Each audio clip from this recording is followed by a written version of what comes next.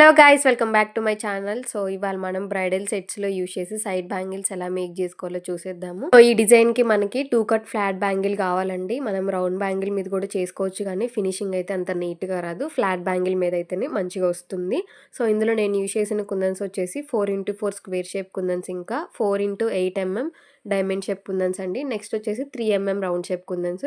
So ఈ 3 type of kundans use చేసి మనం సైడ్ బ్యాంగిల్స్ అయితే మేక్ చేసుకుందాము. ఫ్యాబ్రిక్ గ్లూ యూజ్ చేసి 4 డాట్స్ పెట్టుకొని నేను ఇక్కడ చూపించినట్టు స్క్వేర్ షేప్ కుందన్ అయితే స్టిక్ చేసుకోవాలి. సో ఫస్ట్ మనం స్క్వేర్ షేప్ కుందన్ స్టిక్ చేసుకున్న తర్వాతే డైమండ్ షేప్ కుందన్ స్టిక్ చేసుకోవాలండి. అప్పుడే ఫినిషింగ్ అనేది నీట్ గా వస్తుంది. బ్యాంగిల్ కంప్లీట్ వర్క్ అంతా కూడా నేను చెప్పడం కంటే మీరు చూస్తేనే క్లియర్ గా అర్థమవుతుందండి. నెక్స్ట్ B7000 గమ్ యూజ్ చేసి మనం ఏదైతే కుందన్ స్టిక్ చేసామో వాటికి మిడిల్ లో కొంచెం గమ్ అప్లై చేసుకొని 3 mm round shape kundan stick చేసుకుంటే మనకి బ్యాంగిల్ అయితే కంప్లీట్ అయిపోతుంది.